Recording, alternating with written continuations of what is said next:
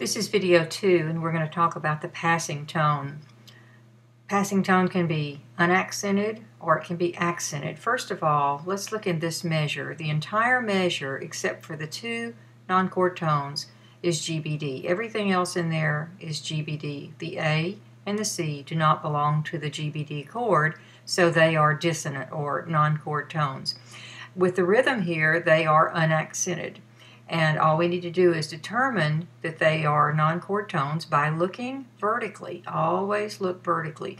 What's the chord sounding right there? Well, you don't see one, but it's still sounding. The GBD is still there all the way across. And so you cite that as a non-chord tone, and then you'll label it with P and put the abbreviations and not the entire word passing.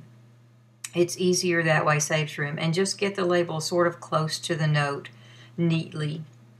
And once again, to determine it's a passing tone, we need the note of preparation and the non-chord tone and the resolution to be in a row, going up or going down. For the second passing tone, we will label it with P again. And here's the note of preparation, the non-chord tone, and the note of resolution. If they go up or down in a row, they are passing tones. Here's an example of a passing tone in the alto voice. Preparation, non-chord tone, and resolution, they go up. This one, preparation, non-chord tone, resolution, they go down. Doesn't matter either way, and they can be in any voice. This is an entire measure of a C, E, G chord, and F doesn't fit, so it's a passing tone there. What's happening at the time the F sounds? It's a C, E, G chord. So it's determined to be a passing tone, so we need to label them. And it's in the alto, so we'll put it somewhere close. Just a P for passing, not the entire word.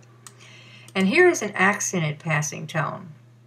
It's GBD for the entire measure except for that C and that A, and they fall on the beat. 1, 2, and 3. And so in addition to labeling them with AP for passing, it's nice, if you will, and I'd like for you to, put the little accent sign over it, so it's an accented passing tone.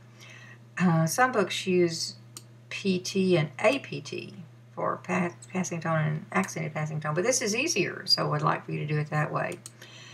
And at the next point in the video, I'm going to play these so that you hear them.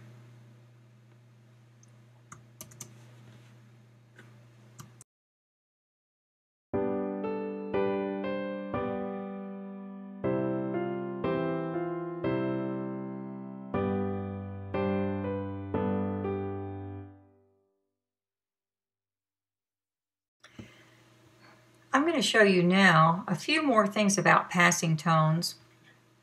You can clearly see that this is a passing tone in the bass. Let's look at the chord that the F is heard with, and the E flat major chord, E flat, G, B flat, is still sounding right there as the F comes in, making it dissonant. At the time the F resolves to the G is a chord tone, but the chord has changed. It's now a G minor chord. It doesn't affect this passing tone at all. You still look at the dissonance against the chord that's sounding when the dissonance occurs. And that's still a passing tone, whether this chord and this chord are the same or whether they're different. In this one, I'm showing two passing tones in a row. They fill in that fourth between E flat and B flat, and they are both passing tones. The chord right here, all the way across, actually the whole measure is E flat, G, B flat. So they are dissonant tones. The question is going to come up, so I'll go ahead and tackle it now. If this is spelled E flat, G, B flat, then is the D a seventh? Why is it not a seventh instead of a passing tone? Well, it's a little bit of both. It's really a passing seventh. It is the seventh of the chord, but you don't hear it as such because it occurs after the chord is sounding.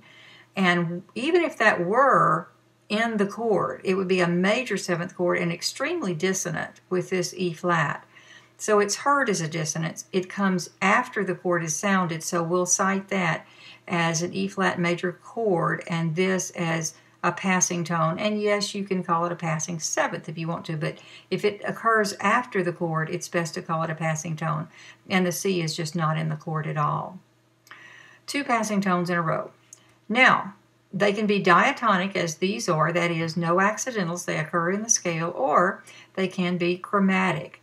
E flat, E natural, F is a chromatic passing tone. F, F sharp, G is a chromatic passing tone. Make sure that's the one by spelling the chord underneath it, E flat, G, B flat, and the E natural is certainly dissonant there. These are quarter notes too, not eighth notes, which is entirely possible. This is a B flat DF chord, and the F sharp is dissonant to that chord, so they're chromatic passing tones.